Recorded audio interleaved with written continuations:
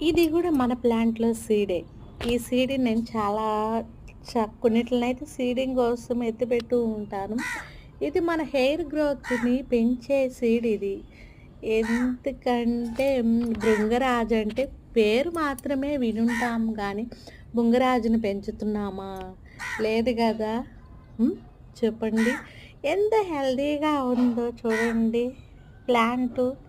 నేను నీ గురించి గూడా చెప్తా గమ్ముగా ఉండు. ఆ! ఎంత హెల్తీగా ఉందో చూడండి భృంగరాజు చూసేదానికి.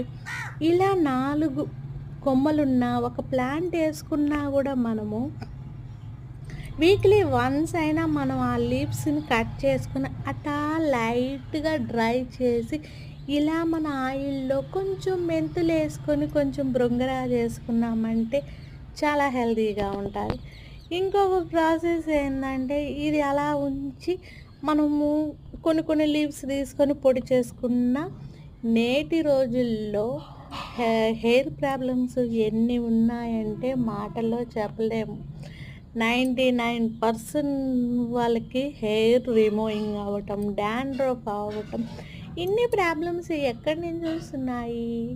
ఒకటి మనం ఓన్లీ తలకి పెట్టేస్తే అవ్వదు. మన బాడీకి ఇచ్చే ప్రోటీన్స్‌ని బట్టి ఉంటాది. మనం తినే తిండిని బట్టి ఉంటాది ప్రతీది.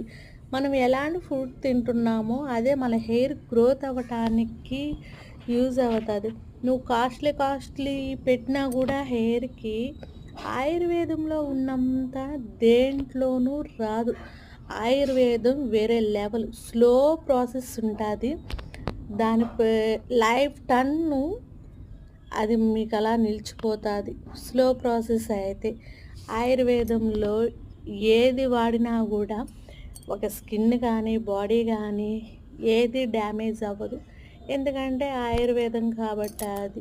మన కెమికల్‌లో ఏది తీసుకున్నా ఫాస్ట్‌గా మనకి బాడీ సెట్ అయ్యి తర్వాత ఖరాబ్ అయిపోతాది. దీంట్లో చాలా స్లో ఉంటాది. ఈ భృంగరాజు మనదేను. చూడండి ఎంత హెల్తీగా ఉన్నాయి లీవ్స్ గూడా. చూసేదానికి మస్తున్నాయి గదా! నేను మా ఇంట్లో ఆల్ పర్సన్స్‌కి నేను చెప్పటమే గాదు, అందరికీ హెన్నాలు గానీ, ఆయిల్స్ గానీ ఎవ్రీథింగ్ ఆయుర్వేదంలో వాడతా. ఇది సీడు.